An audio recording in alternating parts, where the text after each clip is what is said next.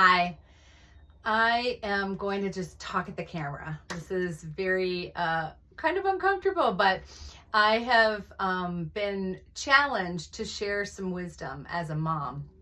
It really started with I just finished a manuscript about my journey of becoming a mom. It included my mom, my grandparents as examples, my great aunt Helen, and then it also included a whole bunch of women who mentored me when I was babysitting and nannying for their children. And then finally, I became a mom myself, and now I am at the place in my journey where my youngest is a senior in high school. And when I put all of those stories together and now look at my teen daughter that's about to be 18 and my other kids that are in their 20s, it was quite a collection of stories and wisdom and survival. But one of the reasons that I put all those stories together to share is because I consistently, as a clinical social worker, have moms who are telling me that they wonder. They are contacting me and saying, I don't know if my kid needs mental health help. And I think that if anybody is saying that they want to hurt themselves or hurt somebody else, that we need to just take that seriously all the time and call 911. Just don't even mess around with it. But when it comes to things like, does my teen need therapy? I just want to sort of entertain this conversation that I think as our societies become more and more of a medical model, and as certainly with COVID and then coming out of COVID, there was this feeling that, oh my gosh, we have all these things missing and things have gotten messed up and we need therapy. We've all been traumatized. And I'm going to talk about collective trauma because it's a real thing and it does really affect us. But one of the things that I think that I'm being challenged the most lately about parenting is that we need wisdom. We need other moms that we can just run things off of, like bounce things off of and say, this is happening. Has this ever happened for you? And where did you go for help? Or did you get help? Or how did you handle it? And I think it's a normalizing process to be able to say, hey, it's hard to be a mom. Parenting is hard and there's new challenges, but the reality is that for thousands of years, people have been taking care of children, their own and other people's. They've been rearing them, raising them, and people have become adults. What does it look like to be okay with some of the angst and not make it necessarily a clinical problem? So I have started a group locally here for moms to be able to talk about just simple mental health tips, tricks in parenting and mothering, and also just an opportunity to be in the same room and hear that your struggle is not your own, that there's many of us that are struggling, maybe not exactly the same because we all have different personalities, but struggling with what it means to raise kids to be healthy adults. So that's my preamble, but over these next few weeks, I'm going to tackle different issues. And this week, our group talked about affirmation. And I'm a big encourager. I think encouragement is so important. And I don't think the statistics have changed. Maybe they've even just gone up. But I think the latest statistic I had read was that our kids get over 462 negative messages a day. That is from real people, and it is also from our online communities, it's from teachers, it is from just being in a culture that is really negative. The news, all these places where we just hear negativity, whether it pertains to us or not, we're hearing that negativity. So I've always had the rule of thumb that we need 10 positives to equal every one negative. It's probably more than that, but man, if we could give 10 positives to every one negative, what would that be? 4,000 positives that we need to give our kids. That's a lot. So what I want to talk about right now is if our kids need that, so do we.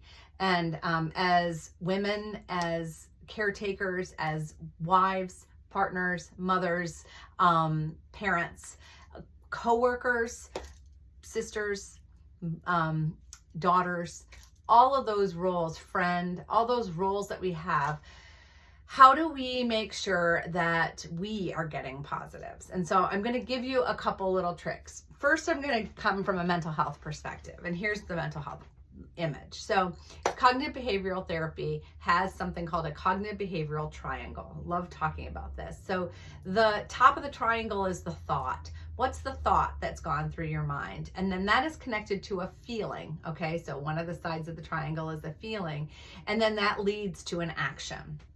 So I'm just going to use this very simple example. We have a morning routine, and if something is awry, or I'm in a bad mood, or my kid rolls their eyes at me, and then I give back a flippant response, or I'm like, stop doing that, or whatever, my thought would be, oh my gosh, I just had a bad mom moment.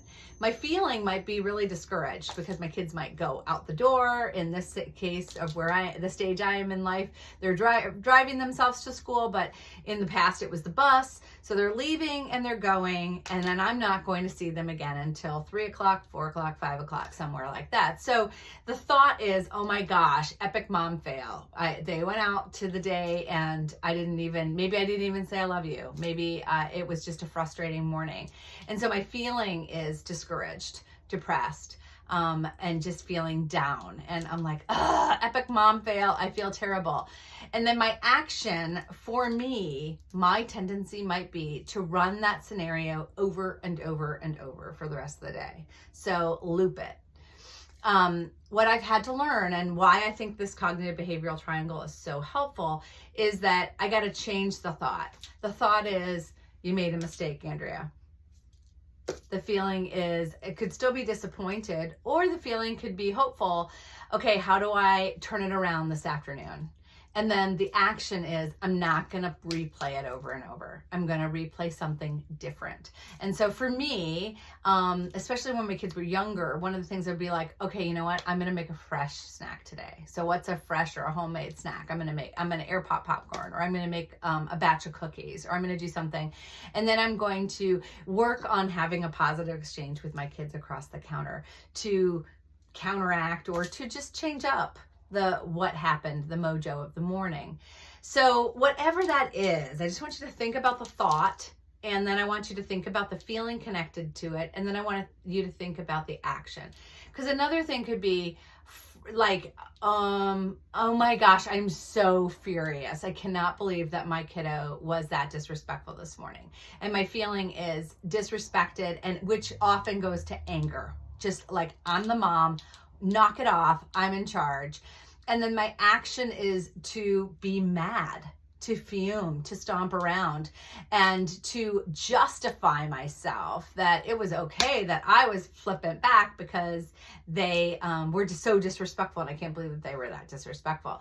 So again, I need to do the same thing. Okay, yeah, they were disrespectful, and that's not okay, and I do deserve respect.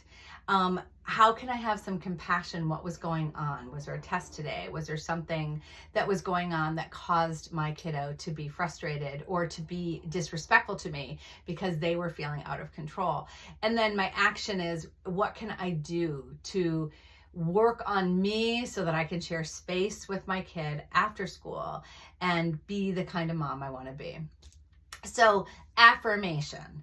I think that we've got to identify the thought, and we've got to replace it with something positive, and then a positive feeling. So whether it's remembering a proud moment, a thought that I've done this before and I've done an okay job. And then I'm like, I'm proud of myself for doing that. And then my action is to, okay, how am I going to make a positive exchange with my child after school? Just using that as an example, but that cognitive behavioral triangle is helping me in a lot of ways. And I want to, I guess, extend that to you for this week. And then this is what I want to encourage you to do. I'm a big journaler. I want to encourage you to get a notebook. It could just be a steno pad, or it could be pretty. It could be a notebook, like a journal. This is my journal for church. And I want you to write down one positive thing you've done as a mom every day this week. So I want you, and if you aren't a mom, one positive thing you've done in your relationship with your significant other, one positive thing you've done with your boss, one positive thing you've done for yourself, maybe some self-care, whatever that is, I want you to write it down. And I want you to use that as your thought. So when something negative comes in, I want you to replace it with, oh, but I did this. This is a positive. And then your feeling and your action will result, and that looping we're talking about, it becomes a positive loop instead of a negative loop. I'll go backwards. Okay.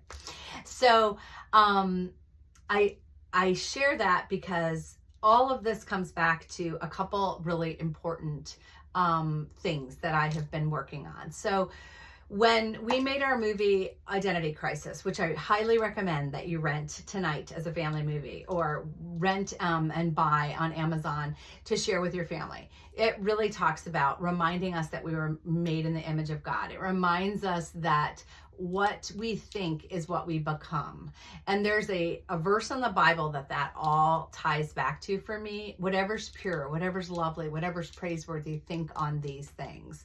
I think God gave us that instruction because it's really easy to think about all the negatives. It's really easy to think about what we don't have or what we need, or if I just did this, or this happened, or my kid did this, or whatever, I had a better job, whatever those things are, that everything would turn out great. And it's really not true, because all of that is temporal, and it's not about who we are. But when we think on things that are pure and lovely and beautiful and praiseworthy, they're things that come from God, and they're things that come from his innate sense of who he is, that he has placed in humanity, and then in creation and the beauty around us. And it really changes the way that we see the world. It really does. It's amazing. But it's discipline, and that cognitive behavioral triangle, it's discipline to think on what's pure and lovely and praiseworthy. And that's why that thought part of the triangle is so important.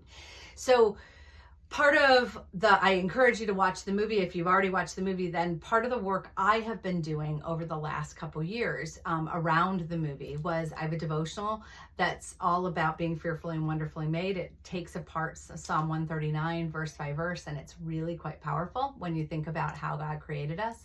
But I also wrote a book called Mirror, Mirror, and it has a set of cards with it. And the cards are things that our society has taken on, like things like saying, I am worthy, or saying, I am good, or I am, I'm enough. Okay.